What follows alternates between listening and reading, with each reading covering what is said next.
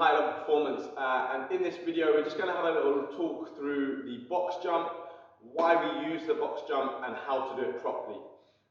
So the box jump is a fantastic tool to use to help us with our jump training, and the main reason that we choose to use a box to jump onto rather than just jumping up into the air and not landing on a box is mainly because it takes away a lot of the ground contact forces. So if we're doing lots of jumping, and let's say I'm jumping up to the height of the box and there's no box there and I'm just landing back on the floor again, I'm going to have a lot more force going through my joints every time I land. Therefore, box jump training is a great way to take away. We can work on that concentric phase of getting height on our jumps, but we don't have to worry too much about a lot of impact going through the joints.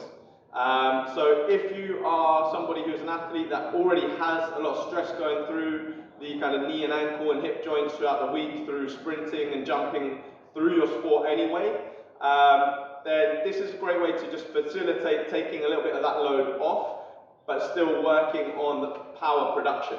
And also your landing mechanics as well. So if we can get our landing mechanics great on the box, then we can also take that away. Also, if we're just introducing kind of some jump training and plyometric based stuff into a program and it's quite new for someone, then again the box is a fantastic way to just take away some of the impact and try and make sure that we're landing correctly first on the box before we then take the box away and maybe work on something like hurdle jumps. So in terms of using box, firstly, ideally in your gym, if you're going to be doing box jumps, you want to be using boxes like these, soft plyometric boxes, rather than the wooden boxes which you may see. Obviously, you can use a wooden box, but the number one tip if you're going to use a wooden box is to make sure you can know that you can jump to that height. What you don't want to be doing is going on a wooden box, and if you're not sure you can make that jump, what ends up happening, you flop the jump, your shin goes into the box, and that's going to be really painful, all right?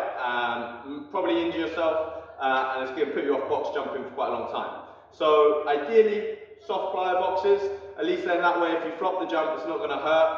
Hopefully you shouldn't injure yourself. If you haven't got kind of soft plyo boxes and you've just got the hard wooden ones, make sure to start off at a height that you're very competent at. Okay, so one thing I'm just going to add into that is making sure when you do your box jumps that you're not landing in a stupid position. Okay, so if I'm jumping up and doing my box jumps, I want to make sure that I'm landing with my hips above my knees, because if I'm landing down here, essentially I'm not actually getting triple extension and jumping that high. All right, so let me just show you what I mean by that. Here is an example of a bad box jump. Okay, you can see I'm landing in that bottom position. All right, I'm not actually jumping that high. My hips are beneath my knees.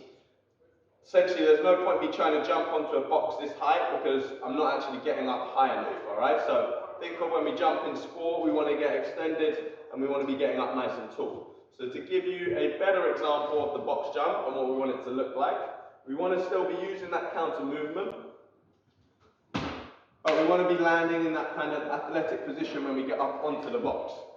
We could also be doing that onto the lower box, and as you can see on the lower box, when we're doing it, we want to make sure we can even try and land stiff leg. Obviously, if we were jumping and we're not landing on a box, we don't want to land stiff legs. There's going to be a lot of force going through the knee and the hip.